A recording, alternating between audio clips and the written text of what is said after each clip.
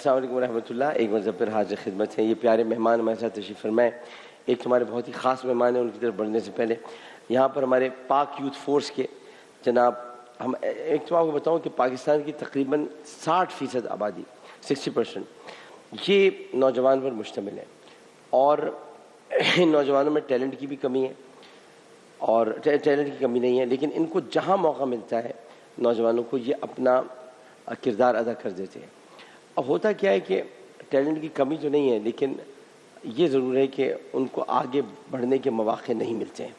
تو یہ نوجوان ایسے ہیں کہ جو آگے بڑھنے کے مواقع نہ ملنے کے باوجود پاکستان کا نام روشن کرتے ہیں, اور بے روزگاری, ناقص نظام تعلیم, بہت سارے مسائل ہیں جن کی وجہ سے ہمارا نوجوان طبقہ سنگین مسائل سے دوچار ہے, بٹ یہ اپنا کام کر رہے ہیں.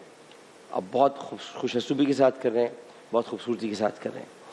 اب یہ جیسے کہ منشیات, اسٹریٹ کرائمز, لوگوں سے پرس چھین کے بھاگ جانا, خواتین سے کوئی نہ کوئی ایسی بات کرنا کہ جس سے نوجوان منفی رجحان کی طرف راغب ہو. اس وقت یہ پاک یوتھ فورس بنی.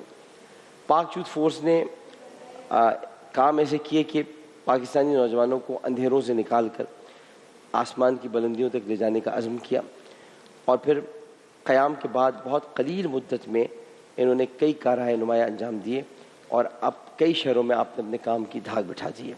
آج ان کا دائرہ گلگت بلتستان سے لے کر گوادر تک وسعت اختیار کر چکا ہے. اس کے علاوہ ان کے ایک ویلفیئر ونگ بھی ہے.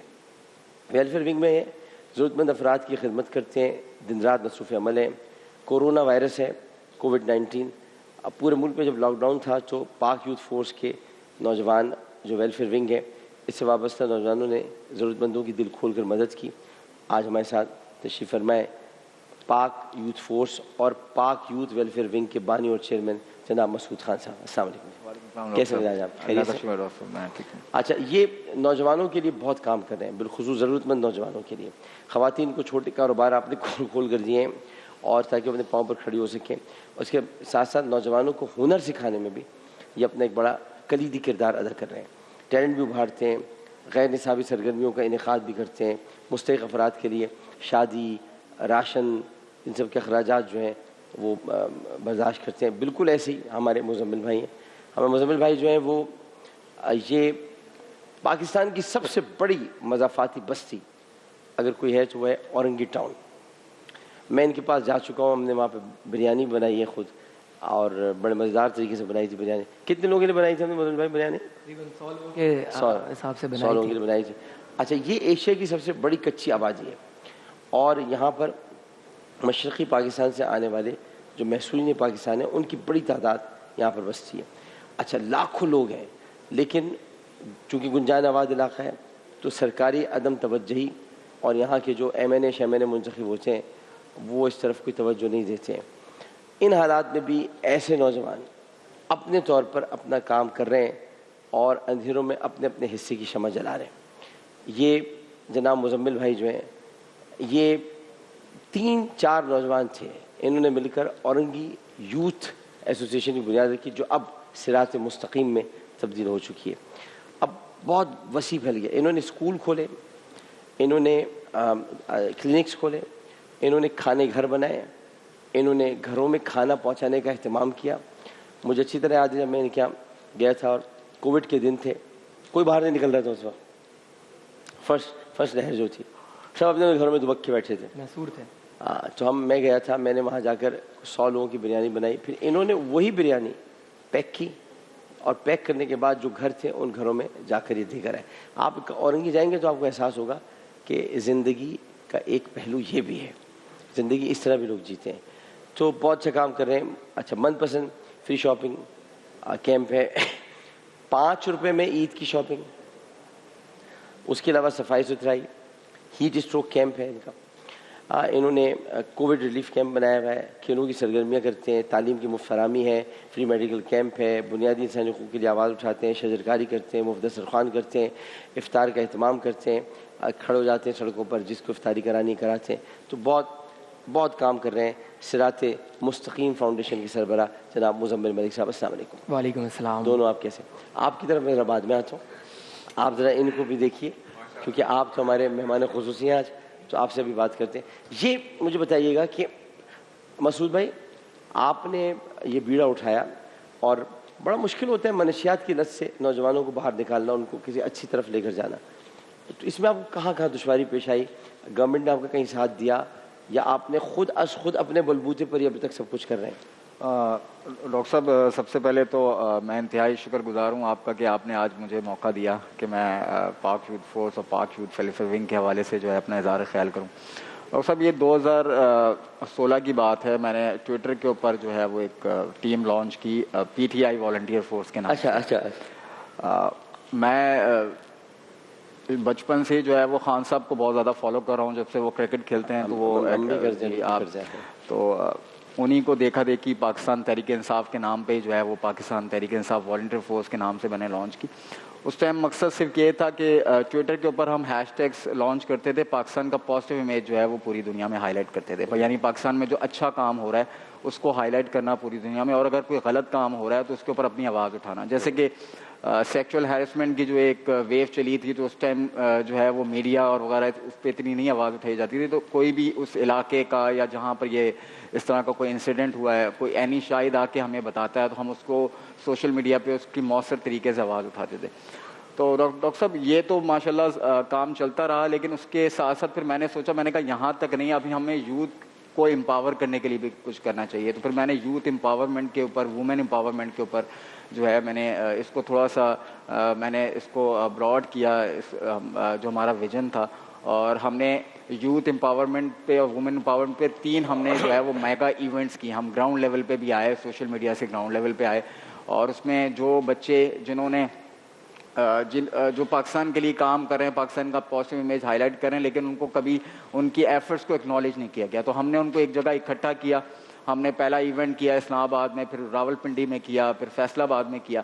مقصد اس کا تھیم یہ تھا, ایجنڈا یہ تھا کہ وہ بچے جو ہمارے ساتھ کام کریں لیکن کبھی ان کی ایفرٹس کو کسی نے اکنالج نہیں کیا, ان کو ایک جگہ اکٹھا کیا ہم نے, ان کو ہم نے ایوارڈ دیے, شیلڈ دی, سرٹیفکیٹ دی, اس طرح ان کی جو ہے وہ ہم نے حوصلہ افزائی کی. تو یہ بیسکلی ڈاکٹر صاحب یہ ہے کہ, اور ہماری جو آرگنائزیشن میں ڈاکٹر صاحب اس طرح ہے کہ بچوں کی جو ہے وہ لرننگ کے ساتھ ساتھ ان کی ارننگ بھی ہوتی ہے. یعنی اگر آپ کے پاس کوئی اسکل ہے, آپ کے پاس کوئی ٹیلنٹ ہے, لیکن آپ کے پاس کوئی پلیٹ فارم نہیں ہے جہاں اگر آپ اچھی کانٹینٹ رائٹنگ کرنا جانتے ہیں, آپ اچھی گرافک ڈیزائننگ کرنا جانتے ہیں, اگر آپ اچھی جو ہے وہ سنگنگ کر سکتے ہیں, آج آپ اچھی نعت پڑھ سکتے ہیں, لیکن آپ کے پاس یہ ٹیلنٹ ہے لیکن آپ کے پاس کوئی پلیٹ فارم نہیں ہے, تو ہم ان کو یہ پلیٹ فارم دیتے ہیں کہ آپ اپنی اسکل کو یوٹیلائز کریں اس پلیٹ فارم کے تھرو. اس کے ساتھ ڈاکٹر صاحب ہمارا جو ہے ایک ویلفیئر ونگ ہے, جس میں جیسے کہ آپ نے بھی انٹرو میں بتایا, اس میں یہ ہے کہ ہم جو بچیاں جن کی گھر میں جو ہے وہ جن کے ماں باپ ان کی شادیاں کرنا چاہتے ہیں لیکن وسائل نہیں ہیں ان کے پاس, تو ہم ان کے لیے جو ہے وہ اپنی کیپیسٹی میں رہتے ہوئے ان کے لیے جو ہے وہ جہیز وغیرہ کا سامان ارینج کرنا, جو بیمار ہیں, جو میڈیسنز وغیرہ نہیں افورڈ کر سکتے, ان کے لیے میڈیسنز وغیرہ افورڈ کرنا. پچھلے سال ڈاکٹر صاحب ہم نے رمضان میں جو ہے وہ تقریباً 350 خاندانوں کو راشن تقسیم کیا پاکستان کے 13 بڑے شہروں میں. اس سال جو ہے ہم 200 خاندانوں میں راشن تقسیم کر چکے ہیں, اور 15 رمضان سے یہاں کراچی میں کورنگی کی سائٹ پہ میں خود اپنی سپرویژن میں 200 سے 250 افراد کی افطاری کا اہتمام کر رہا ہوں. ماشاءاللہ ماشاءاللہ ماشاءاللہ. تو ڈاکٹر صاحب ہمارے پاس کوئی انٹرنیشنل ڈونر نہیں ہے, کوئی فنڈنگ نہیں ہے, بس ہم اپنی مدد آپ جو ہے اپنی کیپیسٹی میں رہتے ہوئے, ہمارے والنٹیئرز اپنی مدد آپ جو ہے وہ لوگوں کی مدد کر رہے ہیں. نہیں انشاءاللہ تعالیٰ یہ کام آپ کا وسیع ہوگا. اب بہت نیک کام کر رہے ہیں آپ, کم از کم کسی نے بیڑا تو اٹھایا اور آپ آگے لے کر بڑھ رہے. میری دعائیں آپ کے ساتھ ہیں, انشاءاللہ تعالیٰ ہم سب مل کر جہاں ہو سکے گا. اب میں آپ کا حصہ بن چکا ہوں, آپ کے ساتھ ہوں, اور یقیناً ہم آگے بڑھیں گے, لے کر چلیں گے. مزمل بھائی اب کیا حالات ہیں؟ چونکہ جب میں آیا تھا آج سے 1.5 سال پہلے, تو 1.5 سال ہی ہو گیا ہوگا, قریب 1.5 سال ہو گئے. 1.5 سال پہلے تک آپ کا وہ ایک بل کھاتی ہوئی سیڑھیاں تھیں, اور ہم چڑھتے ہوئے اوپر گئے تھے. سامنے والے محلے سے چائے آئی تھی بن کر, اور پھر اس کے بعد ہم نے وہاں پر کھانا وانا بنایا تھا. اب کچھ بہتری ہوئی حالات میں مزید؟ بسم اللہ الرحمن الرحیم. بہت شکریہ عامر بھائی, آپ کا ہمیشہ سرپرستی رہی ہے, اور آپ کی سرپرستی ہو اور کام نہ بڑھے ایسا ہو نہیں سکتا. الحمدللہ کام بہت اچھا ہو گیا ہے. اور لاسٹ انٹرویو میں جب میں آپ کے پاس بیٹھا تھا تو بہت لمبی لسٹ تھی, تو آپ نے مجھ سے سوال کیا تھا کہ یہ ہو جائے گا, اتنی تو آپ نے منشور میں شامل کر لیا. میں آپ کے کمرے میں آیا تھا, اتنی بڑی لسٹ تھی. ہاں, تو الحمدللہ آپ سمجھ لیں کہ 90% کمپلیٹ کر لیا ہے. آپ کی دعا سے اس وقت ہم لوگ ایک کلینک ہم نے کھولا ہے السید ہیلتھ کیئر سینٹر کے نام سے، جس میں صرف 30 روپے میں جو ایک سفید پوش طبقہ ہے اس کا چیک اپ بھی ہوتا ہے اور اس کو مفت دوائیاں دی جاتی ہیں، اور اگر اس کے پاس 30 روپے نہیں ہے تو وہ free of cost check up بھی کراتا ہے اور فری آف کاسٹ اس کو دوائیاں بھی ملتی ہیں. اور جو ڈاکٹرز ہیں، لوگ یہ سوچتے ہیں کہ شاید یہ 30 روپے کی پرچی ہے تو کوئی جعلی ڈاکٹر بیٹھا، MBBS FCPS ڈاکٹرز وہاں پر بیٹھتے ہیں اور بہت بہترین طریقے سے ہر مہینے ہمارا ایک فری میڈیکل کیمپ لگتا ہے. لوگوں کو جس حد تک فیسیلیٹیٹ ہم کر سکتے ہیں الحمدللہ کر رہے ہیں. آپ جانتے ہیں کہ کراچی میں کوئی 35-40,000 NGOs ہیں، مسائل بڑھتے جا رہے ہیں، کم نہیں ہو رہے. کیا وجہ ہے؟ ہم نے انہی حالات کو دیکھ کر ہم نے یہ سوچا کہ جو معاشرے کا سفید پوش طبقہ ہے وہ تو نہ چورنگیوں پہ جا کے مانگ سکتا ہے، نہ وہ کسی لائن میں کھڑے ہو سکتا، اور ساری محنت کرنے کے باوجود 15,000 18,000 20,000 سے زیادہ کسی کی آمدنی نہیں ہے. تو ان کے لیے کچھ ایسا کام کیا جائے تاکہ وہ گزارا تو کر سکیں. تو اس وقت ہم الحمدللہ 2 تندور چلا رہے ہیں جس میں 5 روپے کی روٹی اور 30 روپے کا سالن ملتا ہے. صبح 9 سے لے کے رات 12 بجے تک کی ٹائمنگز ہوتی ہیں اس کی. وہ افراد جو تمام تر محنت کے باوجود نہیں افورڈ کر سکتے، بچوں کو نہیں کھانا کھلا سکتے، خود اپنا پیٹ نہیں پال سکتے، وہ وہاں سے سالن لے کے جاتے ہیں اور وہاں پر مرغی بھی ہے، دال بھی ہے، گوشت بھی ہے، تمام چیزیں ان کو جو ہے فراہم کی جاتی ہیں. اس کے ساتھ ساتھ اسکول کے حوالے سے آپ آ چکے ہیں، وزٹ کر چکے ہیں. الحمدللہ 100 بچے اس وقت ہمارے اسکول میں پڑھتے ہیں جن کو مفت کاپی، کتابیں، اسٹیشنری، یونیفارم، یہ ساری چیزیں پرووائڈ کی جاتی ہیں. مقصد صرف یہ ہوتا ہے کہ جو ایک وسائل سے محروم طبقہ ہے وہ اپنے بچوں کو تو تعلیم دے ہی نہیں سکتا، کہاں سے دلائے. تو بس یہ کوشش ہوتی ہے کہ وہ ماں باپ ہر فکر سے آزاد ہو کر اپنے بچوں کو کم از کم تعلیم کی طرف تو لا سکیں. ان کا بچہ انشاءاللہ آج پڑھ رہا ہے، آنے والے 10 سالوں میں وہ خود بھی پاکستان کو خود مختار بنا سکیں گے، خود بھی اس قابل بن سکیں گے. پھر اس کے علاوہ ہماری جو ہے وہ ابھی رمضان میں ماشاءاللہ پورے رمضان الحمدللہ اب تک ہم لوگوں نے 1200 سے زائد لوگوں کو راشن پہنچا دیا ہم لوگوں نے. ڈیلی بیسس پہ ہماری افطاری اور سحری چل رہی ہے. اور ابھی ہم نے جو ایک کیمپین اسٹارٹ کیا تھا جس میں 5 روپے میں 5 مختلف اقسام کے پھل پرووائڈ کیے جا رہے ہیں، جس میں جو ہے وہ کیلا ہے، سیب ہے، تربوز ہے، خربوزہ ہے اور کھجور شامل ہے. آپ یقین کریں کہ آدھا گھنٹہ لوگ سفر کر کے وہاں سے آتے ہیں اور ایک بہت لمبی قطار، بہت لمبی لائنز ہوتی ہیں. جو خواتین، مائیں بہنیں مطلب وہ یہ کہتی ہیں کہ ہم لوگوں نے پورے مہینے اپنے گھر میں فروٹ نہیں کھایا. ہمارے بچے مطلب انتظار کرتے ہیں کہ فروٹ کہاں سے لے کے جائیں، رمضان ہے، لوگ راشن تو دے رہتے ہیں لیکن اتنا پیسہ نہیں ہوتا ان کے پاس کہ وہ فروٹ خرید سکیں. خربوزہ کل کا ریٹ ہے 100 روپے کلو. ایک عام آدمی تو نہیں خرید سکتا، کہاں سے خریدے گا؟ تو یہ کر رہے ہیں. اور الحمدللہ یہ ابھی چاند رات کو ہم لوگ ایک بہت بڑا بازار لگا رہے ہیں جس میں 5 روپے میں ان کو مکمل شاپنگ کروائی جائے گی. مطلب 5 روپے لے کر آئیں، ایک بچہ ہے اس کی خواہش ہوتی ہے کہ کچھ لے کر جائیں، کچھ خریدیں، تو ہم نے اس کی ایک رقم رکھی ہے 5 روپے. بڑی خوشی سے لوگ آتے ہیں. برانڈڈ سوٹس الحمدللہ مختلف کمپنیز کے بہترین سوٹس ہیں، اس میں چشمے، پرس، چپل، جوتے، ساری چیزیں آپ کو ملیں گی. اور جو خواتین ہیں، لڑکیاں ہیں، ان کی خواہش ہوتی ہے کہ بھائی دوسروں کے ہاتھوں میں مہندی ہے، ہمارے ہاتھ خالی ہیں، ان کے لیے ہم نے فری آف کاسٹ مہندی کا بھی انتظام رکھا ہے. تو یہ ساری چیزیں، ان تمام چیزوں میں آپ نے، نیازی بھائی بھی سن رہے ہیں، میں بھی سن رہا ہوں، 2-3 چیزوں کا خیال ضرور رکھیے گا. اب مہندی ضرور لگوائیں لیکن یہ کوشش کیجیے گا کہ تھوڑے فاصلے ہوں. بالکل. اور ہاں، اور یہ ماسک چینج ہوتے رہیں. بالکل. کیونکہ وہ ایک ماسک لگا رہتا ہے اور اس میں جو بخارات ہوتے ہیں، جو نمی ہوتی ہے، جو گرمی ہوتی ہے، وہ اس میں آ جاتی ہے. کیونکہ میں نے آپ کا کام دیکھا ہے، بہت صاف ستھرا کام ہے.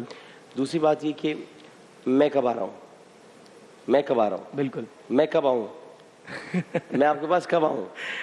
عامر بھائی، میں نے آپ سے، آپ کی مصروفیت اتنی زیادہ ہے ماشاءاللہ. عید کے بعد تو میں فارغ ہوں. عید کے بعد جو ہے نا آپ سے ایک تندور کا ہم نے افتتاح کرانا ہے. ٹھیک، تو انشاءاللہ روٹیاں بھی لگاؤں گا میں. جی روٹیاں بھی لگاؤں گا. روٹی بھی آپ بالکل لگائیں. سالن بھی وہیں تیار ہو رہا ہے. سالن بھی میں تیار کروں گا. بالکل وہیں پر تیار ہوتا ہے. ہاں، سالن، روٹی. سالن کون سا تیار کریں؟ تسنیم ابھی سے طے کر لیتے ہیں نا. تسنیم آیا تھا نا آپ کے پچھلی بار. اچھا، تو کیا بنائے سالن بتائیں. چکن بنا لیں، بڑے شوق سے کھاتے ہیں لوگ تو چکن. یہ بتائیں کہ کتنے لوگ کا تیار کریں آ کے؟ تقریباً ڈیلی بیسس پہ 1000 لوگ وہاں سے جو ہے وہ لے کر جاتے ہیں. ہم یہ 1000 سالن کے حوالے سے میں آپ کو بتا رہا ہوں. 1000 کا کھانا تیار کریں گے ماشاءاللہ. ٹائم لگے گا لیکن ہم بنا لیں گے. بالکل 3-4 دیگیں بنیں گی. میں خود بناؤں گا مگر بہترین. بیچ میں کوئی ہاتھ نہیں ڈالے گا. نہیں لگائے گا. پچھلی مرتبہ یاد ہے، کوئی ہاتھ نہیں ڈالے گا. کیسی بنی تھی بریانی؟ بہت بہترین بنی تھی. وہ میرے خیال میں کوئی آپ نے دودھ دلاری بریانی بنائی، وہ ماشاءاللہ لوگوں نے بہت پسند کیا. جب ہم لوگوں نے لوگوں کے گھروں پہ طے ہو گیا بالکل کہ جیسے ہی آپ یہ ارینجمنٹ کر لیں گے میں آؤں گا. ہم لوگ 1000 افراد کا کھانا میں خود بناؤں گا. بالکل. اور ان کی ٹاؤن میں. اور اس وقت ہم لوگوں نے 3 بورنگ تیار کر لی ہے. بورنگ کروا دی ہے 3 جگہوں پر. مزید جگہوں پہ کرانا ہے تو انشاءاللہ ایک بورنگ کا افتتاح بھی آپ کے ہاتھوں سے کرائیں گے انشاءاللہ. یہ 2 کام آپ کے ہاتھوں سے کروائیں. یہ اتنا پیارا بچہ ہے، میں آپ کو بتاؤں حسن بھائی، کہ آپ جیسے خوش ہو رہے ہیں سن کر، ہم بھی بہت خوش ہوتے تھے دیکھتے. آپ جب آپ جائیں گے نا، کبھی بھی وقت نکالیے گا، تھوڑا سا چلے جائیے. تو آپ کو پتہ چلے گا اتنی پسماندگی ہے, اتنا دکھ ہے, اتنا درد ہے.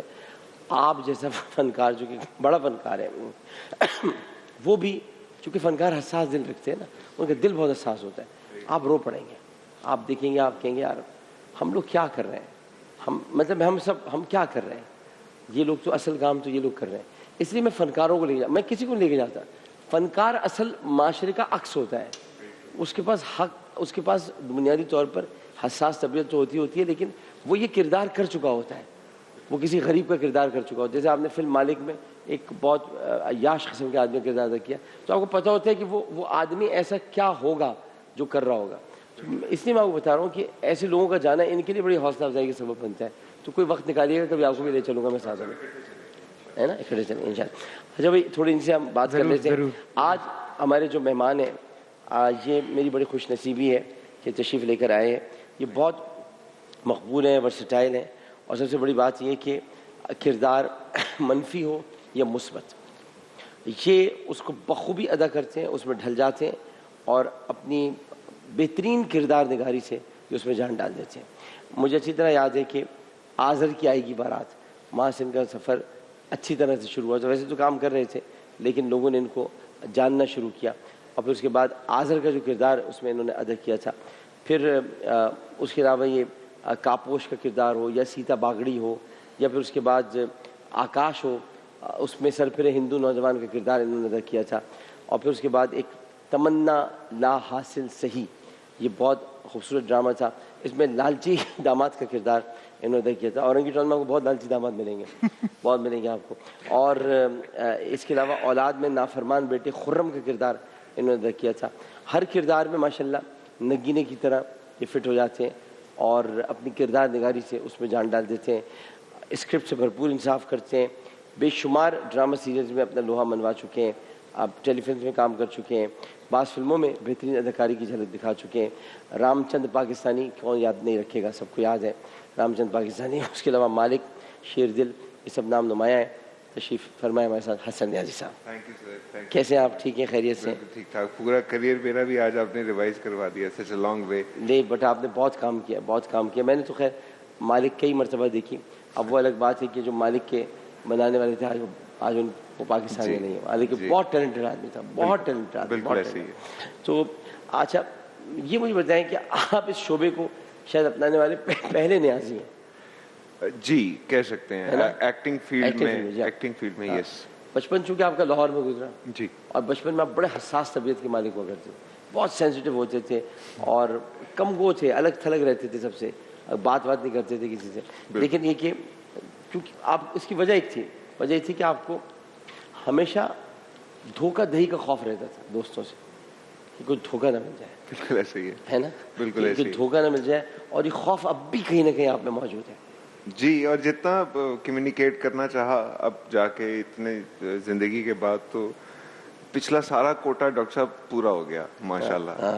بہت بھرپور دھوکے ملے الحمدللہ. یار میری آپ کی کہانی ایک جیسی, بہت دھوکے ملے. میں پھر اس کو ایکسیپٹ کر رہا ہوں کہ یہ زندگی کا حصہ ہے, یہاں کا حساب کتاب یہیں پہ ریسیو کر کے ہی جائیں گے انشاءاللہ تعالیٰ آگے. اور یہ اپنی ذات میں ایک مست ملنگ آدمی ہے. میں بھی آ رہا تھا تو یہ اپنا ٹہل رہے تھے باہر, میں نے ہاتھ ملایا, پھر میں اندر چلا گیا, چونکہ مجھے جلدی جلدی جانا تھا, میں سے رکا نہیں.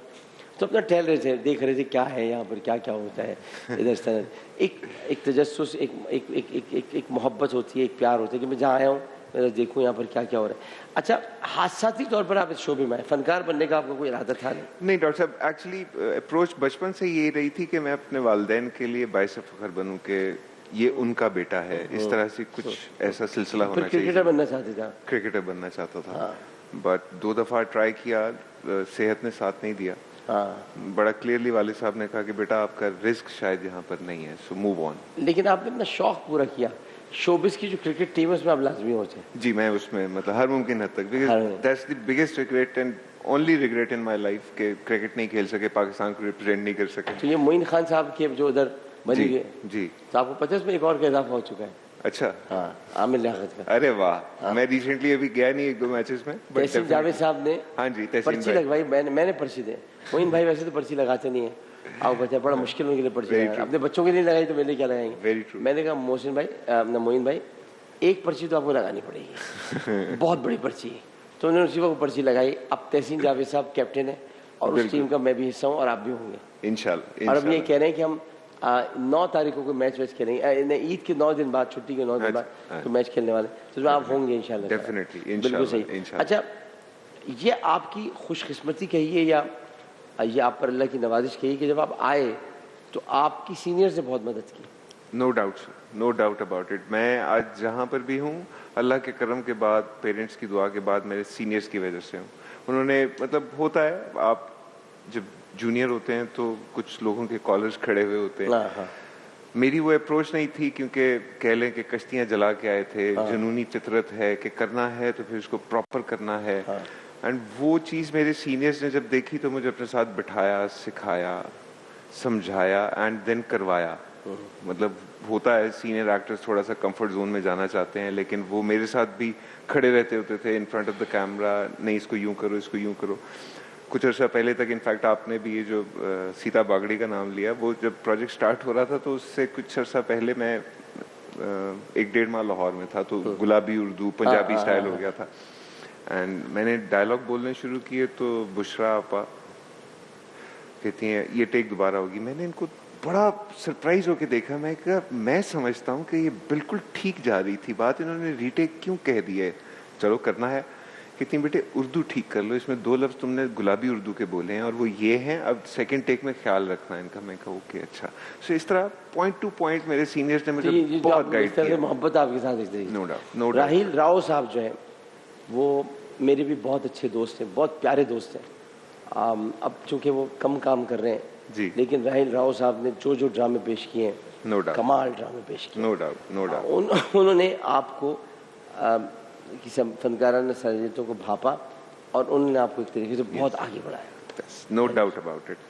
اچھا, ایک بات میں آپ کو کہوں, یہ شاید آپ اس سے اتفاق کریں نہ کریں, مجھے بڑا برا لگتا ہے کہنا کہ ولن جو ہو وہ بری شکل کا ہو.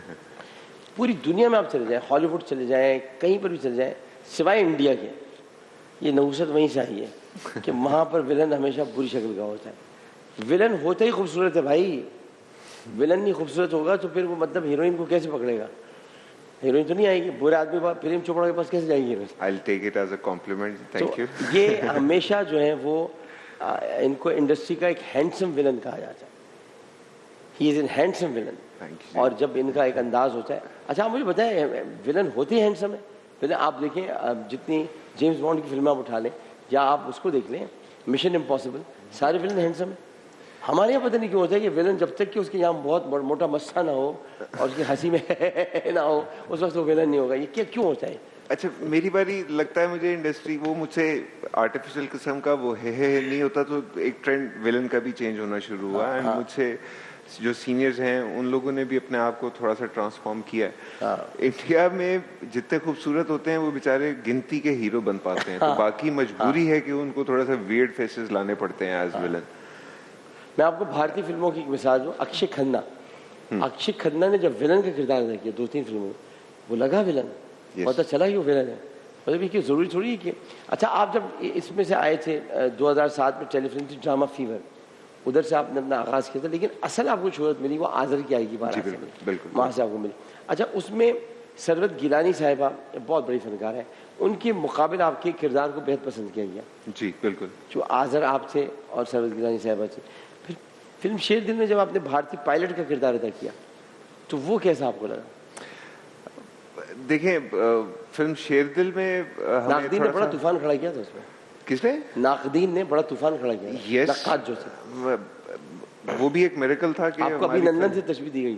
بالکل دی گئی تھی. اینڈ مجھے فلم پروموشن میں جو ایک حادثہ ہوا تھا انڈیا کی حرکت کے بعد بڑی سپورٹ ملی. میں جہاں کہیں بھی پروموشن میں جاتا تھا تو میں صرف اتنی سی بات کرتا تھا, ٹیز فینٹاسٹک, کیونکہ وہ انسٹیٹیوٹس میں جاتے تھے, چائے وغیرہ سرو ہوتی تھی, تو تھوڑا سا ہارٹ وننگ ایک لائن میرے پاس ہوتی تھی. ہمیں فورسز نے اینڈ ڈائریکٹر نے, پروڈیوسر نے, جو کہ رائٹر بھی تھے فلم کے, انہوں نے ایکٹ بھی کیا. بڑا ایک کلیئر ہمیں بریف تھی کہ ہم نے کوئی ایسا نفرت نہیں دکھانی ہے اور کوئی شکلیں نہیں بنانی. بھی نہیں ہے نفرت, وہی لوگ کرتے ہیں, ہم تو کرتے بھی نہیں. بٹ جب ہم فلم کر کے کمپلیٹ کر کے بیٹھ گئے, پوسٹ پہ کام ہو رہا تھا اور یہ حادثہ ہوا, تو اس کا فلم ریلیز پہ ہمیں بہت بڑا ایج ملا, بڑا پلس پوائنٹ تھا کہ ہم نے فلم میں ایز سچ کچھ نفرت والی لائنیں یا ایکٹنگ سٹائل نہیں رکھا ہوا تھا. سو وہ پاکستان کو ایک بہت بڑا پازیٹیو اس کا پلس ملا. اب آپ کو اگر خیر اس میں تو آپ نے بہترین اداکاری کا مظاہرہ کر دیا. رام چند پاکستانی میں آپ نے دیپک کا کردار خوبصورتی سے ادا کیا, لیکن عاشر آپ کو کتنا یاد آتے ہیں؟ کرتے ہیں عاشر آپ کو کتنا یاد آتے ہیں؟ عاشر عظیم جی رابطہ ہے الحمدللہ, بٹ انہوں نے مالک کے ذریعے آپ کو جب وزیر اعلیٰ بنایا, پہلے تو بتاؤ آپ ایسا وزیر اعلیٰ تو نہیں بنیں گے نا کبھی؟ نہیں, اس فلم کے بعد مجھے جو ہے وہ کچھ منسٹر حضرات نے کہا جی اب ایک فلم ہم بنائیں گے, آپ اس میں جو ہے نا وہ خادم اعلیٰ بنیں گے, پنجاب کے وزیر بنیں گے. میں کہ نہیں جی یہ دیکھیں میں معذرت چاہتا ہوں, ایک ہی بہت ہے, یا پھر لمبا کو ٹھیکہ کریں میرے ساتھ, میں پاکستان کا کوئی پرماننٹ قسم کا اس طرح کا بنوں. سپاہی مقبول حسین یہ قریباً پاکستان کی تاریخ کا وہ باب ہے جو 1965 سے 2005 تک یعنی 40 برس تک بھارت کی قید میں رہنے کے بعد بڑی بات ہوتی ہے. میرا تو سلام ان کو ہے. 40 برس تک یہ بھارت کی قید میں رہا ہوئے تو ان میں ایک پوری قوم میں غم و غصے کی لہر دوڑ گئی تھی. 40 ایئرس. اور پھر اس کے بعد 2008 میں ان کی زندگی پر ISPR نے ایک فلم بنائی اور ڈرامہ سیریز تھی انٹرفلو کمیونیکیشن کی تعاون سے. اس میں مقبول حسین کا مرکزی کردار, میں کہتا ہوں آپ کا سرمایہ ہے. ابھی تو خیر آپ نے بہت کچھ کرنا ہے, لیکن جب آپ کی ریکارڈ مرتب ہوگا, ابھی تو جتنا میں بتا سکتا ہوں میں بتا رہا ہوں, لیکن جب وہ ریکارڈ مرتب ہوگا تو اس میں سپاہی مقبول حسین نو ڈاؤٹ کے لیے کہا جائے. میں ڈاکٹر صاحب بڑا لکی رہا ہوں اپنے کریئر میں کہ جو کچھ بھی کیا اس کو یا تو قدرت نے بائی دا ٹائم بہت بڑا کر دیا, یا پھر پہلے ہی ایک امتحان کے طور پہ جو ہے نا وہ مجھے چوز کیا گیا. اینڈ سپاہی مقبول حسین نو ڈاؤٹ از اے مائل stone in my career. Industry میں مجھے سیریسلی اگر کنسیڈر کرنا شروع کیا گیا تھا تو سپاہی مقبول حسین کی. سپاہی مقبول حسین وہ شخص تھا کہ جس نے بہت تشدد سا, بہت اس پر تشدد ہوا, بہت تشدد ہوا. اس کی شناخت پوچھتے رہے تو وہ صرف یہ لکھتا رہا کہ 335139 335139 بس یہ لکھتا رہا. اس کے بعد اور کوئی شناخت ہی نہیں تھی. تشدد کے دوران اس کی زبان اکھاڑ دی گئی, اس کے ناخن اکھاڑ دیے گئے, اور 2005 میں ہندوستان سے قیدیوں کے تبادلے میں مقبول حسین کو بھی وہاں کا بارڈر سے پاکستان کے حوالے جب کیا گیا تو امی, ابو, بھائی, بہن سب اس دنیا سے گزر چکے تھے. بالکل اتنا ظلم کیا بھارت نے پاکستانیوں پر. ایک لوگوں کو پتہ نہیں ہوتا, جب کہہ دیتے نا تو ہمیں بڑی تکلیف ہوتی ہے, ہمیں ہوتی ہے, آپ کو ہوتی ہوگی, ہم سب کو ہوتی ہے. جب کہہ دیتے نا ادھر بھی سالن وہی پکتا ہے, ادھر بھی سالن وہی پکتا ہے, ادھر بھی وہی کھانا پکتا ہے, ادھر بھی وہی کھانا پکتا ہے. لعنت ہو ایسے کھانے پر کہ جہاں آپ کے وطن کی سپاہی کے ساتھ یہ سلوک کیا جا رہا ہو, اور آپ پھر بھی ماہی گیروں کو چھوڑ دیتے ہو یہ کہہ کر جو آپ کا حسن سلوک ہے. تو پاکستان بہرحال پاکستان ہے. بھارت ابھی پاکستان کے قد کے برابر بھی نہیں کھڑا ہو سکتا. ہمارے یہاں پھر بھی محبت ہے, پیار ہے, حب الوطنی ہے, ہم لوگوں کو پھر بھی خیال کرتے ہیں. لیکن آپ نے سپاہی مقبول حسین کے کردار میں جان ڈال کر پوری پاکستانی قوم کے دل جیتے ہیں. الحمدللہ. بالخصوص میرا تو بہت جیتا. الحمدللہ. مجھے آپ سے ویسی بہت محبت تھی جب میں نے آپ کا ڈرامہ مالک دیکھا تھا, لیکن اب مجھے اور بھی زیادہ آپ سے بڑا پیار ہے. Thank you sir. بہت بہت شکریہ آپ کا, آپ تینوں کا. یہ ہماری طرف سے چھوٹا سا تحفہ ہے. حسن بھائی آپ کے لیے کچھ بھی نہیں ہے, ایک چھوٹا سا تحفہ ہے. یہ مسعود بھائی آپ کے لیے سوئسٹن واچز ہیں. سوئسٹن واچز ضرور پہنیے گا. یہ گھڑی پہنیں گے تو آپ کو یہ گھڑی یاد آئے گی, یہ ہماری پیاری گھڑی ہے. ایک وقفہ لیتے ہیں, وقفے کے بعد حاضر ہوں گے. حسن بھائی کو رخصت کرتے ہیں. مسعود بھائی, مزمل بھائی, آپ اچھے کام اپنے جاری رکھتے رہیں. میری کہاں بھی ضرورت پڑے میں آپ کے ساتھ کھڑا ہوں. میں نے آپ سے وعدہ ویسے ہی کر لیا, ٹھیک ہے نا. اور ہم آپ ایک ساتھی ہیں. آپ نے 1000 کا کھانا بنوانا ہے تو اگر ہوگا یہ اویلیبل ہوں گے تو میں ان کو ایک دن پکڑ کے لے آؤں گا, ٹھیک ہے نا. چلیے ایک وقفہ لیتے ہیں, وقفے کے بعد حاضر ہوتے ہیں. السلام علیکم ورحمۃ اللہ. آیا عرش سے نور ہے اور روشن جہان ہے,